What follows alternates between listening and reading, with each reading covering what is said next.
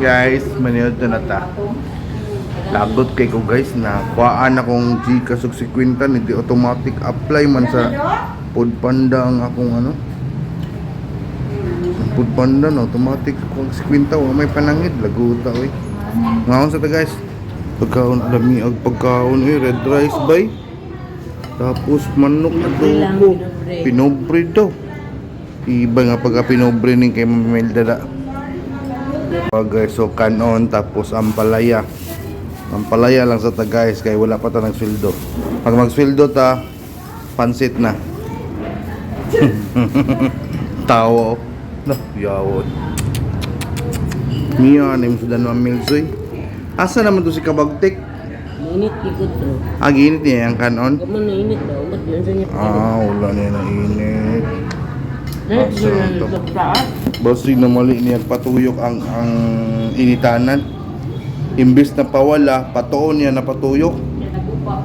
Yan, nagguba. Pabugnaw na noon, nag-guys na noon yung kanon. Way, ayaw ko guys. May buntis sa likod guys, oh. Kano kayo, mga 5 months. After 5 months kayo, mura nagbutiti ba? Lisnag na ng ilong anak, maglakaw-lakaw dari. Okay, bye-bye guys. Pagkaon guys, so ampalaya.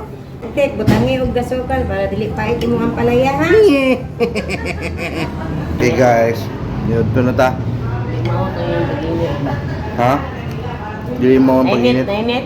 Wala. Nano? Ayaw na lang. Tama na, Oo. Wala man init. Kasi guba to. Asa ka nainit sa ubos? Sa ubos, asa to sa ubos? Bali na lang ng plato. Ayaw yung karton kaya masunog ng karton. Hindi ba? O sige. Wala pa. Ha? Wala pa. Tama no? Bakit wala nasaksak ang microwave? Nawala na po na akong kutsara guys. Katong niyagi kay Mengkang nawala karon nakuha na po. Wa kay. Kamang tata po. May tinidor.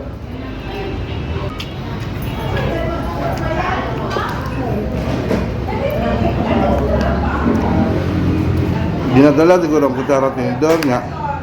Balik kutsara tinidor sa ilaha ba?